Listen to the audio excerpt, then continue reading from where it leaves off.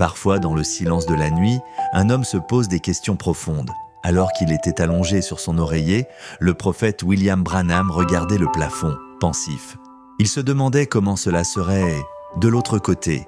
Il se demandait ce qu'il adviendrait après que ce souffle de vie terrestre se soit éteint, et dans son cœur, il dit « Seigneur, que se passe-t-il quand nous mourrons ?» Alors une voix, douce et solennelle, lui parla « Voudrais-tu voir ce qui se passe après la mort ?» Il répondit « Oui, Seigneur, j'aimerais bien le savoir. » Soudain, tout devint lumière. Il sentit son corps s'éloigner comme s'il s'endormait dans la paix la plus profonde, et quand il ouvrit de nouveau les yeux, il se tenait dans un monde d'une beauté indescriptible. Autour de lui, l'air brillait d'une clarté dorée, l'amour, la paix et la joie remplissaient tout l'espace. Il n'y avait ni douleur, ni peur, ni tristesse, seulement la perfection, le repos éternel au loin. Une multitude commença à courir vers lui. Des hommes, des femmes, des jeunes gens, tous dans la fleur de la jeunesse éternelle. Ils criaient de joie, les bras ouverts, leurs visages rayonnants d'amour. « Oh, notre précieux frère! Oh, notre précieux frère !» Ils le saisirent dans leurs bras, le serrant avec tendresse. Certains pleuraient de joie, d'autres riaient à travers les larmes. William Branham comprit alors qu'il se trouvait au-delà du rideau du temps. C'était la demeure des rachetés, les âmes qui avaient cru au message de Christ. Le lieu était si réel. Les collines étaient là vertes, les fleurs resplendissantes. Les oiseaux chantaient une mélodie que nul n'avait jamais entendue sur terre. Les gens étaient beaux, parfaits, jeunes. Tous semblaient âgés d'environ 20 ans. Il n'y avait ni soleil brûlant, ni nuit sombre. La lumière venait de la présence de Dieu lui-même. Même les animaux étaient là, dociles, doux, pleins de vie.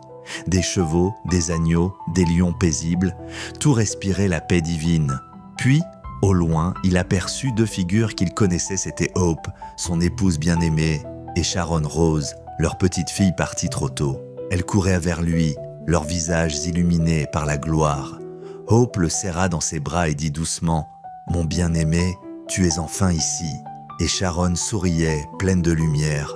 William Branham, submergé d'émotion, sentit que rien n'avait été perdu. Tout ce qu'il avait aimé sur terre était ici, sanctifié et éternel. Alors que la foule se pressait autour de lui, plusieurs lui dirent « Frère Branham, si tu n'étais pas venu, nous ne serions jamais ici. » Ces paroles le touchèrent profondément. Il comprit que chaque message prêché, chaque prière faite dans la foi, avait porté du fruit. Des âmes sauvées, des vies transformées. Le ciel lui-même témoignait que rien de ce qui est fait pour Dieu n'est vain. Levant les yeux vers les hauteurs de cette lumière, William Branham demanda « Où est Jésus? Je veux le voir. » Une voix répondit « Il est là-haut, bien plus haut, mais un jour, il viendra à toi d'abord. » Alors il demanda encore « Et ceux de Paul seront-ils jugés de la même manière ?» Et la voix répondit « Tu as prêché comme Paul, et si ceux de Paul entrent, les tiens aussi entreront. » À ces mots, la foule éclata de joie et cria « Amen, gloire à Dieu !» Puis la lumière changea. Une voix, douce mais ferme, parla à nouveau « William Branham, ce n'est pas encore ton heure. Retourne, continue le combat. » Et pendant qu'il s'élevait lentement, les visages qu'il quittait restaient lumineux, souriants. Il lui faisait le signe en disant « Continue le combat jusqu'à ce que nous te revoyions. » Puis, tout devint lumière. Il se réveilla dans son lit, les joues mouillées de larmes. Le matin perçait doucement à travers la fenêtre. Il se savait revenu, mais rien n'était plus pareil.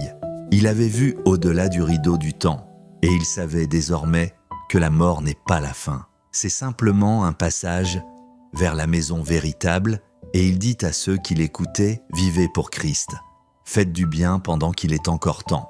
Continuez le combat, car un jour, vous entendrez aussi ces mots « Notre précieux frère, notre précieuse sœur, bienvenue à la maison. » Oh, notre précieux frère, si tu n'étais pas venu, nous ne serions jamais ici. Tu as prêché comme Paul a prêché. Si ceux de Paul entreront, alors les tiens